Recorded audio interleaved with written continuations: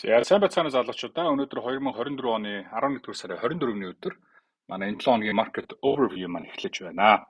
За өнгөрсөн 7 хоногт зах зээл дээр их хүчтэй хөдөлгөөнүүд явагдлаа. За алт болвол шууд 2715 гэдэг ханш руу зогсоо зайгүй өсөж орж ирсэн бол биткойн бараг 100 мянга гэдэг ханш руу хурж ирсэн.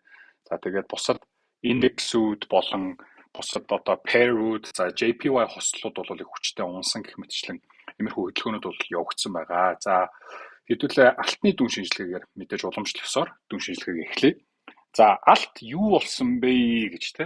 Өнгөрсөн 7 хоногт би та бүхэнд алтны дүн шинжилгээг өгөхдөө алт бол уналтын тренд эхэлсэн байна. За ямар ч байсан энэ 38.2 юм уу 0.5 гэдэг түвшин рүү хурж ирээд те энэ уналтын нэг цикл одоо энэ нэг давлгаа гэсэн үг шүү дээ те. Энэ давлгаа хурж ирээд за тэгээ буцаж эндээс тест хийчихэд ер нь үргэлжлээ доошоо унах байхаа гэдэг дүн шинжилгээг бол гаргаж ирсэн. Гэтэл юу болсон бэ гэдгийг та нар бүгдээрээ мэдчихэж байгаа. Нэгд өдөр ч гэснээр би та нарт энэ мэдээллийг Telegram channel дээр хүргэсэн. Тэгэхээр market overview явагдсны дараа маргааш нь эсвэл дараа 7 хоногт нь суур нөхцөл байдал, улс төрийн нөхцөл байдал, дайн дайчны нөхцөл байдал гэх мэтчлэн хүчтэй нөхцөл байдлууд өөрчлөгдөж болох учраас тэр мэдээллийг танаа Telegram channel дээр өгдөг. Тэгээд энэ видеоны доор манай Telegram channel-ын линк байдгийг та нар мэдэх баг тийм ээ. Тэгэхээр юу болсон гэхээр өнгөрсөн бүтэн сая өдрийн шөнө за нэгд өдөр шилжих одоо шөнө Joe Biden Америкийн одоогийн байгаа ерөнхийлөгч Joe Biden Украинд Америкийн пуужинг Оросын эсрэг ашиглаж болно гэдэг зөвшөөрөл өгсөн. Энийг бол өнгөрсөн одоо 3 жилийн дайны хугацаанд бол Америк талаас хизээж хүлээн зөвшөөрч байгаагүй. Тэр тусмаа long range missile буюу одоо бүр алсын зайны тусгалын пуужинг бол Украины эсрэг ашиглаж болно гэдэг зөвшөөрлийг өгч гисэн. За тэр зөвшөөрлийг өгсөн даруй алт бол нэгд өдөр зах зээл гэдэг шууд gap up нэгдээд дэше хүчтэй өсөд явсан. За тэгээд юу болсон?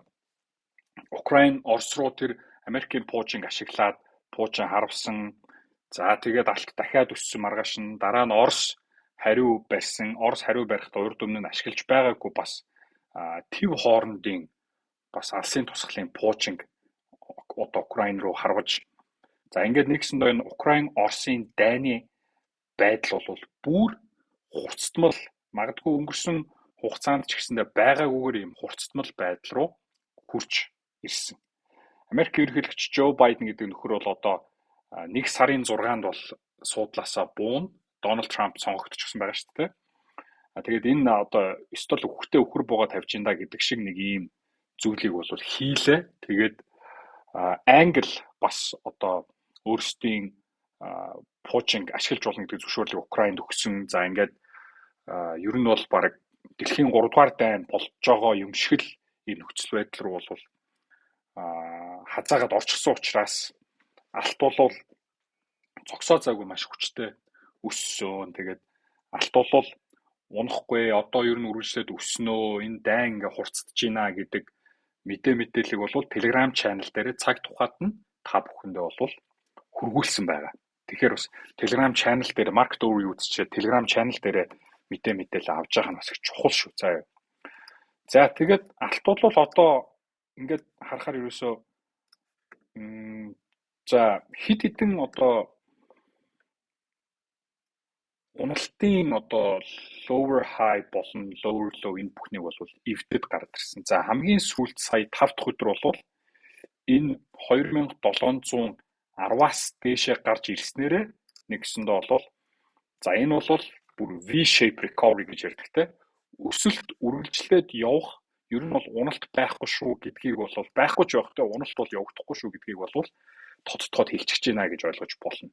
Яагаад үг гэхээр алт яасан high хийсэн, дараа нь lower high хийсэн, унсан, lower low хийсэн шүү дээ. Тэгээд lower high хийгээд энэ бол нэг хүчтэй урсгалын хөдөлгөөн байсан. Тэгэхээр нэгсэндээ 1 2 3 4 5 гэдэг. Энэ дөрөвд waving corrective waving энэ нэгсэндээ бол major lower high байсан. Энэ major lower high-ыг ханш дэшээ эвдэд гараад ирсэн. Тэгвэл энд юу болчихж байна вэ гэхээр higher high market structure болон зах зээлийн одоо энэ нөхцөл байдал энийг эсвэл бид нар Dow theory гэж хэлж байна. Dow-ын онолоор бол одоо ханш өмнөх major lower high-ыг эвдээд higher high хийчихсэн.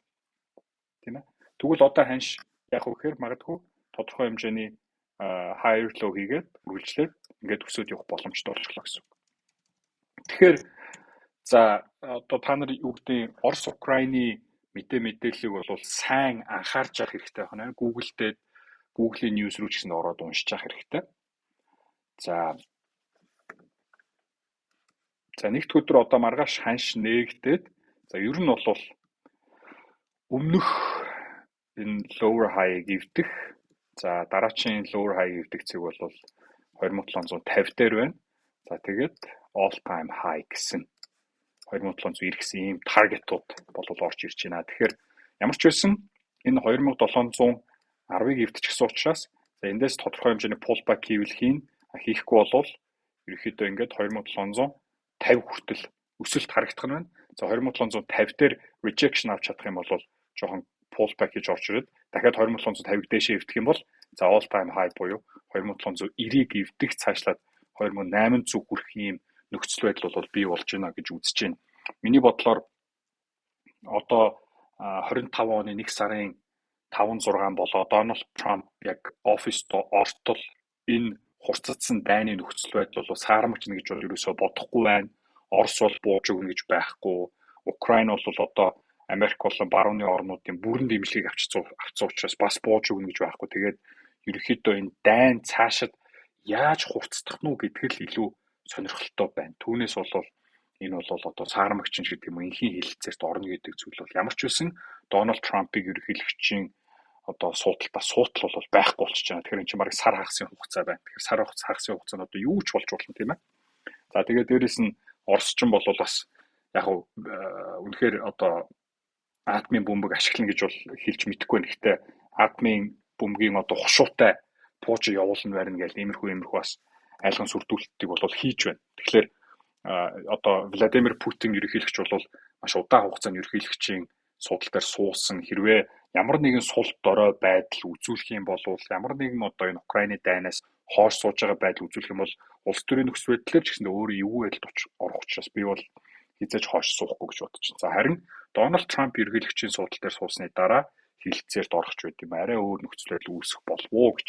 Тэр хүртэл ямар ч байсан энэ дайны асуудал хурцагдсан учраас алтны ханш бол үргэлжлээд өсгөх ийм хандлагатай болчихлоо гэж харж байна. Тэгээд энэ key level-үүд байна 2750. За дараачийн key level 2790 гэсэн ийм байдлуудтай болж шүү. За тэгээд намайг лонг ороод тахт чинь эсрэг шорт ороод байдаг хүмүүс бас энэ суур нөхцөл байдал гэдэг чинь техник зураглал бол яг техник зураглал. Гэхдээ техник зураглалаас илүүтэй суур учир шалтгаан, улс төрийн учир шалтгаан, геополитикийн учир шалтгаан, дайны учир шалтгаан, за мөн эдийн засгийн мэдээллийн учир шалтгаанууд чинь алтны ханшид бол маш хүчтэй нөлөөлнө. За дээрэс нь яг хэрвээ хэдүүлээ техник дүншилж ярих юм бол нэг ийм буул паттерн үүсгээд эндээс бол дэшээ тэр чигээрээ буудаад явчихсан ба шүү дээ. Тэгэхээр иймэрхүү хүчтэй буул одоо паттерн задраад явах юм бол орой руугаа хүрэх магадлал ер нь 80%, 90% байдаг. Тэгэхээр 2790 хүрэх шанс бол өндрөөл гэсэн үг. Техник дүн шинжилгээ үүднээсээ ч гэсэндээ. За тэгээд нэг сонирхолтой зүйл болж байгаа нь та нар хэрвээ анзаарсан бол доллар индексийг хараарай. Доллар индекс бол маш хүчтэй өссөн, өнгөрсөн 7 хоногт үргэлжлээд өссөн. Гэтэл доллар индекстэй хамт алт үргэлжлээд өссөн, тийм ээ. За өнгөрсөн 7 хоногт доллар индекс дээр гаргасан дүн шинжилгээ юу гэж үсэн бэ гэвэл ханш яасан. Энэ 106.30-аас дээшээ гараад ирчихсэн тийм. За буцаж нэг pullback хийж шалгаад тэгээд энэ support барьж чадах юм бол үргэлжлээд дээшээ өснө гэж хэлж ирсэн. Яг энэ дагуу явсан. За доллар индекс бол бүр higher high хийгээд энэ нэлээд том major lower high-ыг доош ивдчихсэн байна. Доош юм явуулчлаа дээш ивдчихсэн тийм ээ. Тэгэхээр одоо яах вэ? Одоо доллар индекс бол энэ high одоо 115 хүртэл нэг гэсэн доо энэ орон зайг дээшээ нээгээд өгчлөө шүү дээ. Энэ том орон зайг бол дээшээ нээгээд өгчихсөн гэж хэлж болно. Гэтэ мэдээж яг тодорхой хэмжээний pullback энэ төр явагдах байх. Гэтэ ер нь бол ингээд Дональд Трамп оффистоо ороод Дональд Трамп оффист орсны дараа ч гэсэн ер нь бол доллар индекс бол нэлээд өндөр ханштай бол явах байхаа. Яагаад гэдгийг та бүхэн өнгөрсөн 7 хоногийн маркет overview-гээр бол хангалттай яриад өгчихсөн байгаа тийм ээ.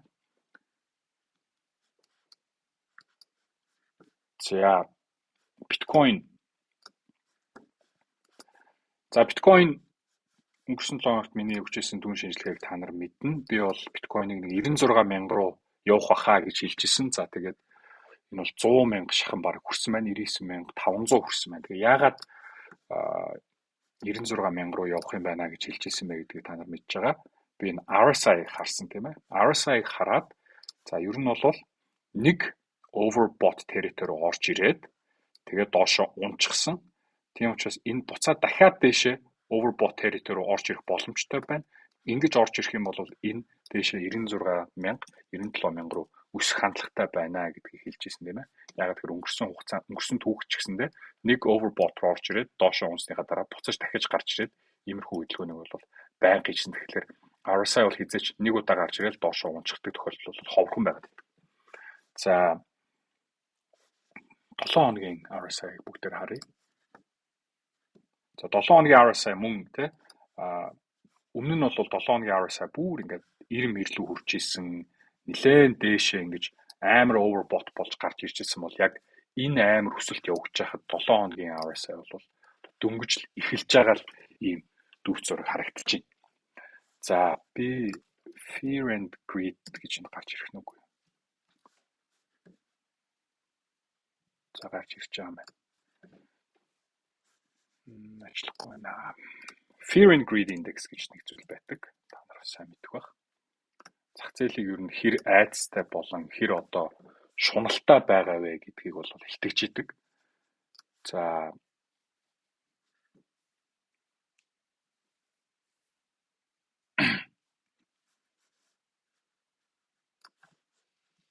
зүйлээ Google-д тарч. Fear and greed index. За Одоогийн байдлаар fear and greed бол за өчигдөр бол бүр extreme greed 93 дээр байсан байна. Тэг өнөөдөр бол 80 хавцаа байна гэж байна. За coin market cap-ийн fear and greed-ийг харъя. За 87 гэж байна. Ер нь бол extreme greed руу ороод ирчихсэн. Тэгээ сүүлд бол 24 оны 3 сард extreme greed хавцаа энэ чинь маш шуналтай байна гэсэн үг шүү дээ. Зах зээл нэгсэндээ айц руу орохоор өсдөг, шунал руу орохоор ундаг шүү дээ. Тэгэхээр extreme greed руу бол 24 оны 3 сард орж ирж ирсэн байна. Тэгээд 24 оны 3 сард за мөн та бүхэн харах юм бол хараа. Энэ RSI нэг өдрийн RSI дээр 2-3 удаа дээшээ гарч ирж байгаад тэгээд ер нь бол ингээд pullback correction орж ирсэн шүү дээ. Тэгэхээр энэ үед бол бас extreme greed руу орж ирж ирсэн байна гэж. Тэгэхээр миний харж байгаагаар ер нь биткойны өсөлт бол ингэсгийгээд хансан байх гэж харж байна. За магадгүй ганц 2 удаа дээшээ нэг түлхээд 100,000 хүрэх ч юм уу эсвэл 100,000 жоохон гардаг ч юм уу те. Түүнээс инээс цааш бол нэг амар бүр 105,000, 6,000, 7,000 гэд ингээд амар өснө гэж бол ерөөсөй бодохгүй байна. За тэгээд нэг ийм л ер нь нэлээд урт ийм channel за эсвэл ийм bearish pattern юм шиг ийм дүр зургийг бол хийж байгаа юм байна. Тэгэхээр яг хуу миний нэг удаа дээшээ явж магадгүй гэдэг нь нэг удаа нэг ингэж гарч ирээд тэ энэ channel-ын орой 3 дахь орой болж ирэх юм бол за би эндээс бол short арилж байгаа орё гэж харж байна. Тэгээд ер нь доошоо энэ channel задраад нэг 90,000 хавцаа руу хүртэл pullback correction орж ирэх болов уу гэж харж байна. Гэхдээ энэ correction за дараа 7 хоногт бол шууд бас ингээд унчихгүй болов уу. Ямар ч байсан дахиж нэг дээшээ гарч ирээд иймэрхүү хөдөлгөөн хийж байгаа л. За тэгэл 97-200-г доош эвдэх хэрэгтэй. Энд бол нэлээд сайн base support үүсгэсэн юм байна. За бараг 96-500 ч юм уу та. 96-500 доош нь эвдэх юм бол нэг тодорхой хэмжээний pullback correction 92,000, 90,000 хавцаа руу орж ирэх боломжтой гэж харж байна. 93,000 дээр чинь high хийчээд consolidated хийж байгаа дээшээ эвдэж гарч ирээд тэгээд тэр чигээр 99,000 явцсан шүү дээ. Тэгэхээр нэг иймэрхүү дур зураг биткойн дээр харагдаж байна. Би яг уу надад нэг сонирхолтой байгаа зүйл нь Bitcoin dominance гэдэг энэ чартыг та нар харах хэрэгтэй. Энэ юу гэхээр нэгсэндээ нийт крипто зах зээлд Bitcoin-ы эзэлж байгаа хувь хэмжээ. За өнгөрсөн 7 хоногт бол бүр 61% руу гарч ирээд буцаад доошоо ингээд 58% руу ер нь бол унж байна. Тэгэхээр Bitcoin dominance гэдэг зүйл Bitcoin-ы амар хүчтэй өсөлтийн араас Bitcoin dominance гэдэг зүйл унаад эхлэх юм бол ерөнхийдөө юу болдог вэ гэхээр altcoin-ууд өсөж эхэлдэг тийм ээ. Тэгэхээр ялангуяа энэ chart Bitcoin dominance эндээс доошоо унж орж ирээд ингээд уналт орж ирэх юм бол ядаж нэг 50% мөрөөр хүрэхээр явах юм бол altcoin season буюу бусад одоо coinууд Ethereum, Solana за бусад одоо жижиг coinууд бол хүчтэй өсөх ийм хандлага бол гарч ирнэ гэж. Аль хэдийнэ ер нь бол coinууд хүчтэй өсөд эхэлсэн. XRP одоо бүр бүх доллар 50 цент хүрсэн байна ч одоо 3 дахин өссөн байна. Dogecoin бол за Donald Trump сонгогдсны араас бол баг ингээд 4 дахин өссөн. Гэхдээ ерөнхийдөө жоохон энэ price action-ыг харахаар дээрээ зүү татсан нэг тодорхой хэмжээний correction орж ирээд тэгээ энэ тодорхой хэмжээний correction орж ирэхэд нь Bitcoin хамт correct игээд буцаж өсөхдөө altcoin-ууд нь илүү хүчтэй өсч Bitcoin-ын dominance бол унах байхаа гэдэг бас ийм таамаглал бол надад байгаа шүү. Окей. За Nasdaq. За Nasdaq дээр хэдүүлээ. Айтайхан арилжаа. Богино цагийн ч гэсэн айтайхан арилжаа хийж чадсан байх гэж найдаж байна. Яг нөгөө pullback хүлээжсэн шүү дээ хэдүүлээ. Ямар pullback хүлээжсэн бэ гэхээр за энэ уналт явсан. За тэгээ би танаас хэлчихсэн дээ.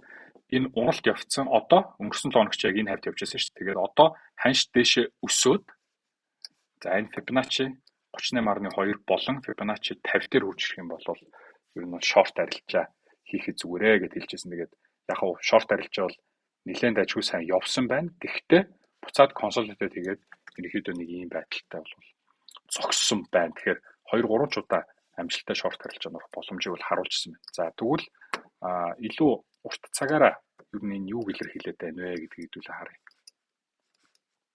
За энэ хараа 1 2 3 4 5 өдрийн бүтэн 7 хоногийн candlestick ерөнхийдөө бол дандаа шийдвэргүй candlestick-үүд гэхдээ яг доороо зүү татсан ийм шийдвэргүй candlestick-үүд бол гарсан байна.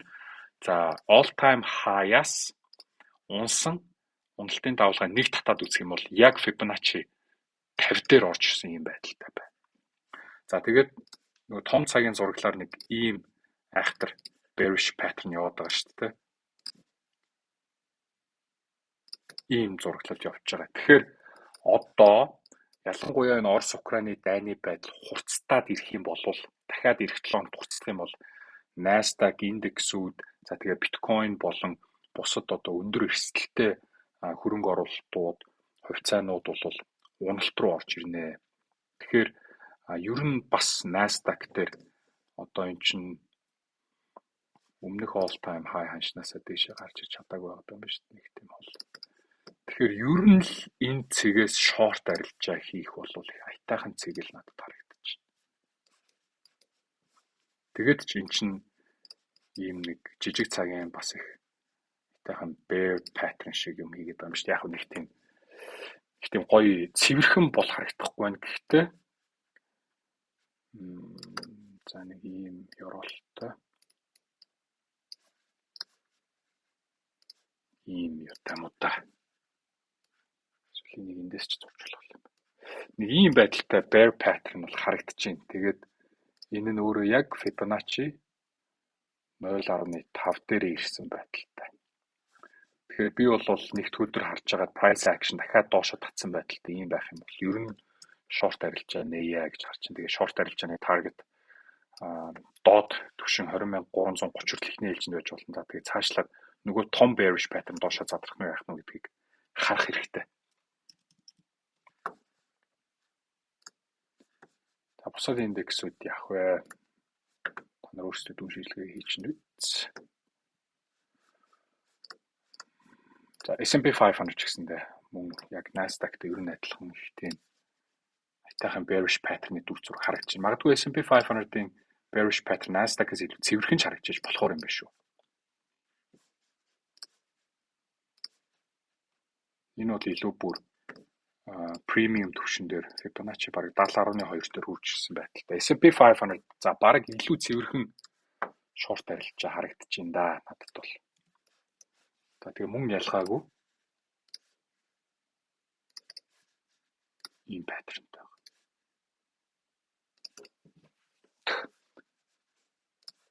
Nasdaq S&P. За US 30 бол жоохон замраагүй нэг тийм аятайхан гоё дүр зураг бол харагдахгүй байлаа. За цаашлаа GBP USD евро доллар за GBP USD-г pullback хийгээд унана гэдэг таамаг өгсөн. За pullback хийхээ үед бол хийсэн. Гэхдээ яг харж ирсэн 0.5 pullback руу бол хурж ирч чадаагүй. За цаашаад юу болох гээд байна вэ гэдгийг хэдүүлээ харъя.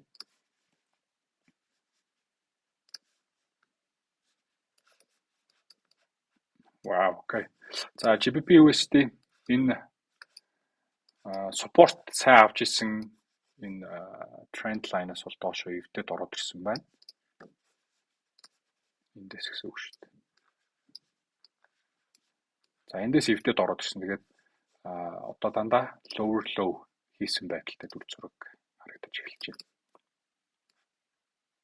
Тэгэхээр доллар индекс ер нь бол дэшээ breakout хийгээд нэлээд том өсөлтийн орон зайг гаргаад ирсэн шүү дээ. Тэгэхээр цаашаад ер нь GBP USD, евро доллар болон долларын хослууд бол уналт явагдах, хүчтэй уналтууд хийх юм нөхцөл байдал бол үүссэн байна.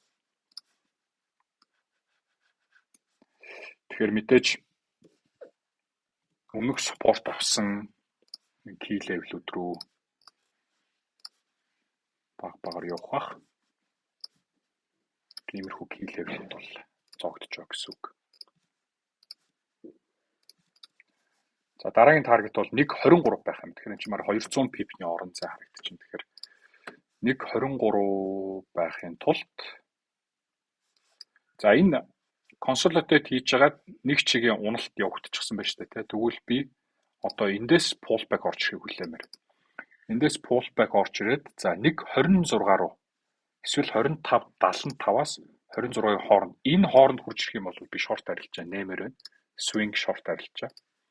Тэгээд stop loss бол 1.26.50-аас дэше 1.26.70 хий тавьцаа тавьж болно 75 хавцаач.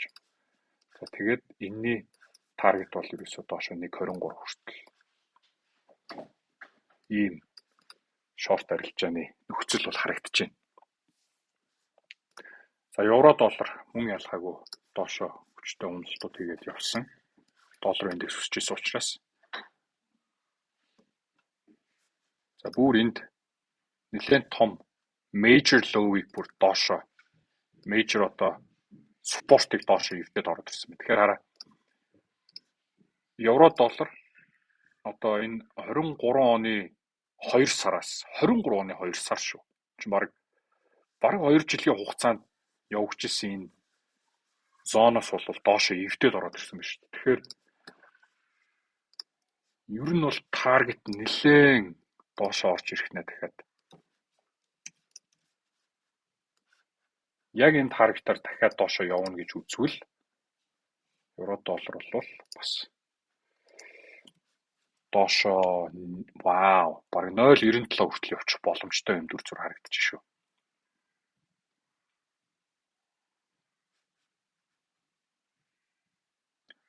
За эхний таргет бол мэдээж 1.02 хавцаа. Тэгээд тэрний дараагийн бүр swing low target бол бүр 95 руу орж ирж байгаа. За гэхдээ мэдээж яг одоо нэг цагийн хөдөлгөөн явчихсан юм чинь pullback хүлээн. За consolidate хийгээд унсан pullback-аас за 1.04 хэд рүү ер нь энэ хавьд хурж ирэнгүүт нь шорт арилжаад авч болох юм байна гэж харж байна. За тэгээд stop loss бол энэ 1.0555-аас дээшээ. За тэгээд target бол доошо 1.02 хүртэл ийм бас risk to reward өндөртэй short арилжааны боломж бол харагдаж байгаа юм байна залуучуудаа. Окей. За өөр нэг гоё арилжаа өнгөрсөн 7 хоногт ярьсан. GBP-JPY ярьсан те. GBP-JPY бол маш гоё bearish pattern-аас доошо гараад явж байгаа энэ үргэлжлээд унтахаар харагдаж байна гэд хэлсэн. За pullback хийж байгаад бол айтайхан унаад ороод ирсэн.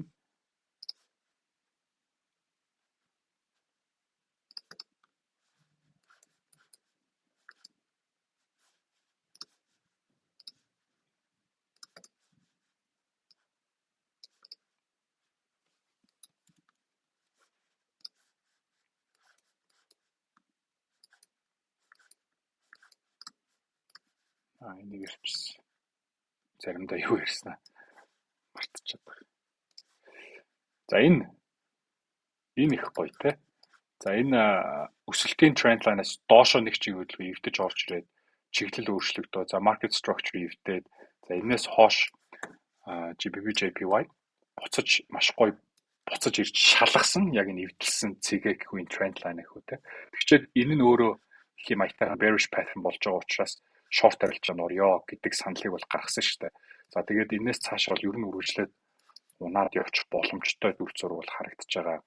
За одоо ялангуяа энэ дайнд ажинтай үед ийм ороо бусгай цагт бол хамгийн safe currency буюу аюулгүй одоо валютууд бол үнц нь өсөж эхэлдэг. Тэр аюулгүй валютуудын игнэнд бол JPY буюу Японы йен бол ордог. Тэгэхээр бас одоо Японы йен өсөх нь GBP-JPY-ийн унах бас шалтгаан болно гэж тийм ээ. За одоо GBP-JPY дээр юу харах вэ гэхээр энэ bearish pattern доошо задрах нь үгүй. Энэ одоо жижиг bearish pattern болох нь шүү дээ гэсэн доо. Тэгэхээр энэ бол бүр perfect нөгөө бидний хэлж заншснаар бол одоо bearish add гэж талигч манай найз юм байна. Одоо нэрлсэн ийм pattern бол харагдаж байна.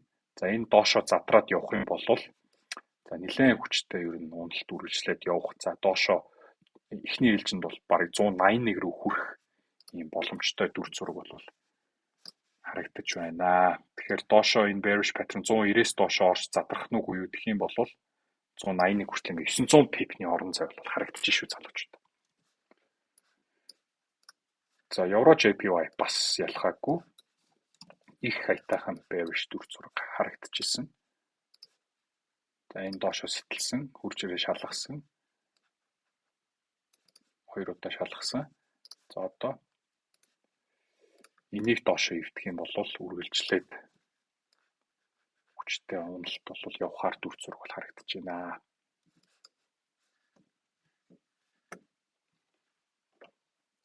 За газрын тосыг хэдүүлээ нэг харчи. За газрын тос өнгөрсөн ер нь баг жил хагасын хугацаанд жилийн хугацаанд ер нь бол юм консолидейт хийсэн байдалтай л байгаад байна. Тэгээд яг нэг авууштай чанар нь энэ 68 69 70 гэдэг нэг энэ төвшин бол ерөөсөө доошо эвдэхгүй байгаад.